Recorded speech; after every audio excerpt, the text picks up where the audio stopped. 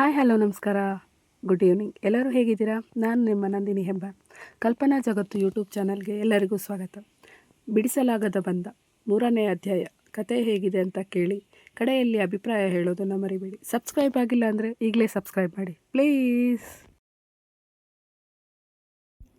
ಹೆಣ್ಣು ಮಕ್ಕಳು ಅಂದರೆ ಅವಳ ಹಾಗೆ ಇರಬೇಕು ನೋಡೋಣ ಇದಿಲ್ಲ. ಅದೆಷ್ಟು ಧೈರ್ಯ ಇದೆ ಅವಳಿಗೆ, ಎಷ್ಟು ಸುಲಭವಾಗಿ ಆ ಪುಂಡರಿಗೆ ಬುದ್ಧಿ ಕಲಿಸಿದಳು ಎಂದು ಮುಕ್ತವಾಗಿ ಹೊಗಳಿದರು ಶಂಕರ್ ಶಾಸ್ತ್ರಿಗಳು. ಅಮ್ಮ ನೋಡಿಲಿ, ನಿಮ್ಮ ಗಂಡ ನಿಮ್ಮ ಸೌತೆಕಾಯಿನ ಸಿಕ್ಕಾಪಟ್ಟೆ ಹೊಗಳ್ತಿದ್ದಾರೆ ಎಂದು ಚಾಡಿ ಚುಚ್ಚಿದ ಅವರ ಮಾತಿಗೆ ಕಿವಿಯಾಗಿದ್ದ ಶಾಸ್ತ್ರಿ ಸೀದಾ ಅಡುಗೆ ಮನೆಗೆ ಹೋಗಿ, ಸೌತೆಕಾಯಿನ ಏನು ಹಾಗಂದರೆ ಎಂದು ಕೇಳಿದರು.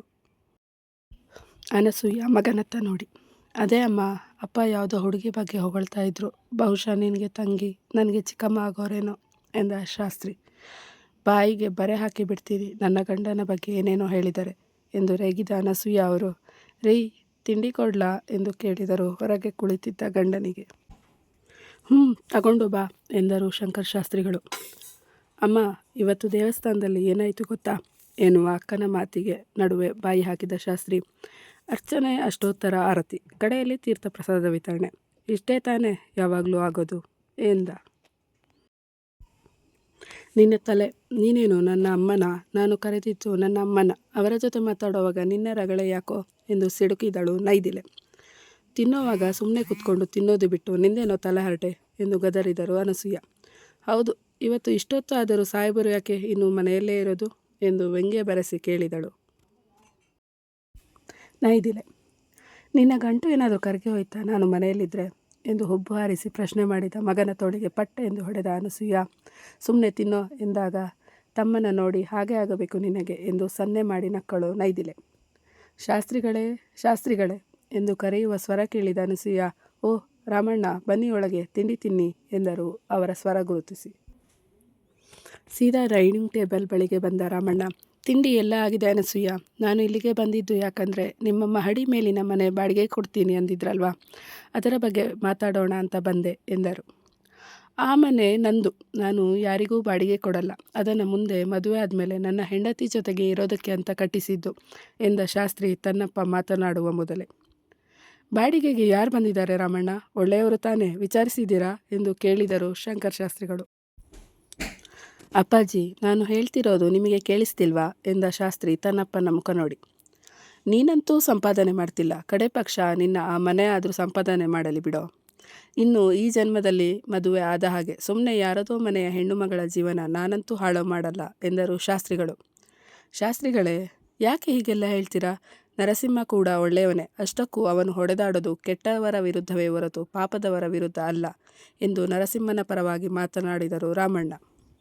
ಕೆಟ್ಟವರೋ ಒಳ್ಳೆಯವರು, ಆದರೆ ಇವನು ಹೊಡೆದಾಡಿ ರೌಡಿ ಅನ್ನಿಸಿಕೊಂಡಿರೋದು ಸುಳ್ಳಲ್ಲ ತಾನೆ? ಅದೆಲ್ಲ ಬಿಡಿ, ಈಗ ನೀವು ಬಂದಿರೋ ವಿಷಯ ಹೇಳಿ, ಯಾರದು ಬಾಡಿಗೆಗೆ ಬಂದಿರೋದು ಎಂದು ಕೇಳಿದರು ಶಂಕರ್ ಶಾಸ್ತ್ರಿಗಳು. ನಮ್ಮೂರಿನ ಪೊಲೀಸ್ ಸ್ಟೇಷನ್ಗೆ ಹೊಸದಾಗಿ ACP ಆಗಿ ಬಂದಿದ್ದಾರೆ, ಅವರೇ. ಅದೇನೋ ಪೊಲೀಸ್ ಕ್ವಾರ್ಟರ್ಸ್ನಲ್ಲಿ ರಿಪೇರಿ ಕೆಲಸ ಆಗ್ತಿದೆ ಅಂತೆ, ಹಾಗಾಗಿ ಎಂದರು ರಾಮಣ್ಣ. ಓ ಅವರಾ? ಹಾಗಾದರೆ ಎರಡನೇ ಯೋಚನೆಯೇ ಬೇಡ, ನೀವು ಕರೆದುಕೊಂಡು ಬನ್ನಿ ಎಂದಳು ನೈದಿಲೆ. ನೈದಿಲೆ, ಸುಮ್ಮನೆ ಇರು, ಅಪ್ಪಾಜಿ ಮಾತಾಡ್ತಾರೆ ಎಂದ ಅನಸೂಯ ಮಾತಿಗೆ ನನ್ನ ಉತ್ತರ ಕೂಡ ಅದೇ ಅನಸೂಯ.